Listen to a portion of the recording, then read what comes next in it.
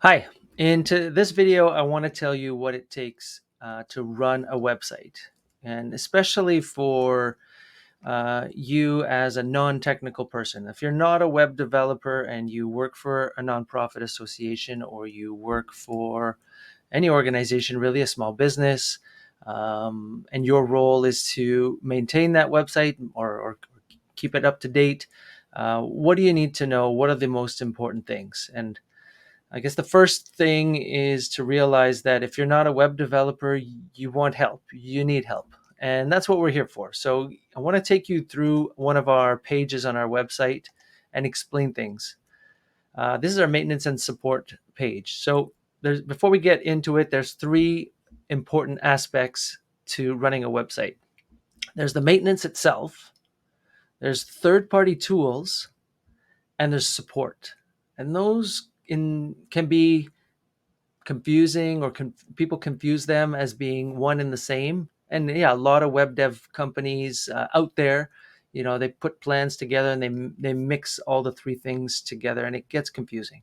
But those are three distinct things, and we at U7 we try to make sure that they're very clearly differentiated and handle them individually the way they should be handled. So let's get into it. So we got maintenance and support. Why does maintenance matter? Maintenance is very important because your website is ever changing, especially if it's built in WordPress or Drupal or some open source technology. There are always updates being published to it by the development community. And that's the amazing thing about those platforms, is that you get all that code for free, but you got to keep up to date. And if you don't keep up to date, then you risk that your website gets behind.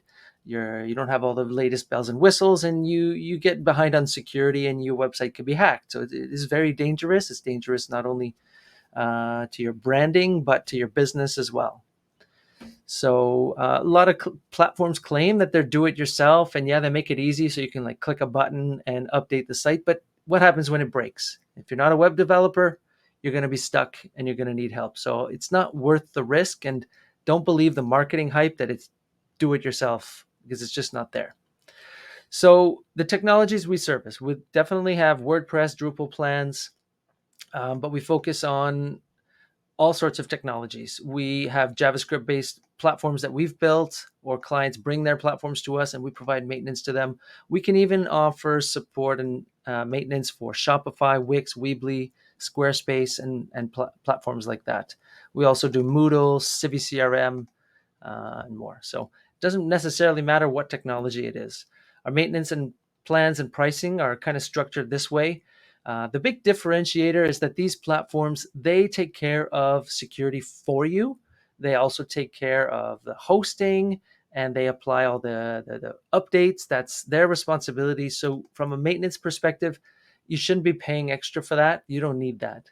But for anything else, other these platforms that are more custom or open source code, we have to update security. We have to provide updates on a regular basis. We have to do health checks, and that's really where we focus our maintenance plan on both platforms, is the health check. You can see our pricing here, and we definitely go about this on a monthly basis. If your website is very low activity and you don't have a big budget, we can definitely talk about a quarterly plan and then lower the price there for you. But generally, doing it monthly, especially if your website is active, is best.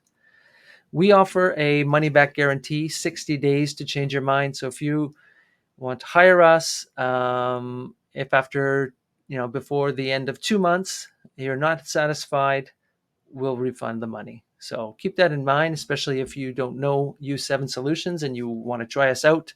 Hopefully this is sort of giving you some peace of mind to give us a shot. Now, if your website is complex, like if you have multilingual, if you have e-commerce, transactions are happening on your website, these kinds of things add complexity, but they also mean that it's going to take us more time to do the maintenance. So instead of the baseline $99 a month fee, we would be adding a little nominal amount per month to account for the extra complexity and time taken. So if it's a multilingual site, you got to add 15, e-commerce $25. If it's a multi-site, sometimes you can have one WordPress but running many websites. Or if you have a custom portal where your users log in and they get access to your content, they can do special things on your website. That's a portal. It comes with a lot more code, a lot more functionality. You can view our terms of services, which have a lot of details about how to ask for support as well. Now, third-party tools. What are these things? In order to run your website, there are lots of tools that come into play. Hosting is the first thing that we think of. The costs for hosting vary widely. You can get a cheap plan with GoDaddy for $5 a month. You can get dedicated hosting for $20, $30, $40 a month. Depending on the size of your website, you might need different levels of hosting. So those costs, like for us to come up with some magical number or to cover those costs, are unreasonable because they vary widely. So we treat hosting as a third-party tool. Every website needs hosting to run. In addition to hosting, there can be many other third-party tools that your website needs. Every website needs a domain name, and you have to renew that domain name every year. Websites need an SSL certificate now so that you can have HTTPS to protect the communication from your website to the server.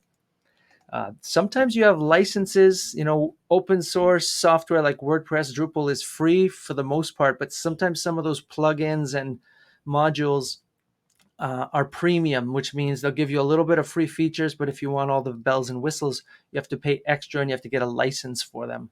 So those licenses have to be factored in. They're usually annually. Some of them can run between $50 a year to $200 a year, depending. Other things that come into play is the email relay service. Now, this is in order for your website to send emails. So when someone fills in the contact us form, you want to make sure you get that email. So we use an email relay service to track it and be able to troubleshoot things and to make sure that email gets to you.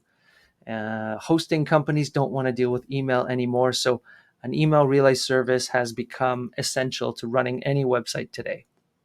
So all these charges are considered third-party costs. They're not included in our maintenance plan, so you pay for the maintenance and then the third-party costs are separate.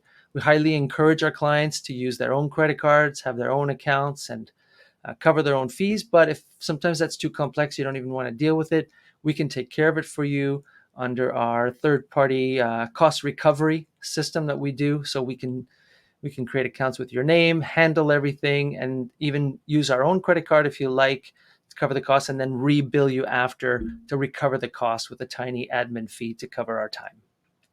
So that's what third-party costs are. So we've covered maintenance, third-party tools. Now you're running your website, but on a day-to-day basis, what happens? Things are going to happen, and that's where support comes in. Support is critical. You can't run your website if something's happening or things aren't working well or you don't know how to do this or how to do that. So you need support, and I highly encourage each organization to factor in a certain number of budget annually for support, and that amount could vary widely depending on the activity that you have on your website. Some clients don't update their site. We service about 100 clients right now on a monthly basis, and there's a big chunk of them who never call. We have some other clients who are sending emails every second day. They need help, they have a question, they want to do something new. So they have a lot more support needs than others. So you have to figure out what's right for your company or organization. If you're not sure what that amount could or should be, you can contact us. We can look at the history on your file and see, okay, well, what's the average number of hours that you've spent in the last 3 months, 6 months, a year, and kind of give you a number that you can use when you're planning your budget. But support is critical. So let's get back to why you need support. Definitely for investigations. So if something goes wrong, you need us to look into it.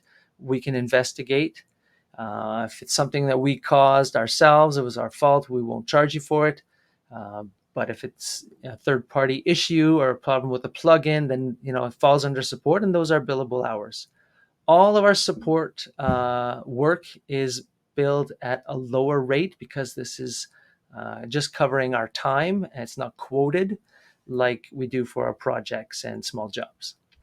You can certainly prepay for some support hours, especially if that helps you with your budget or expenditures to have the transaction go through. And then we can carry those hours. They'll never expire on you, and you can use them as you go. And you can use those bank of hours and apply them to small jobs if you like as well.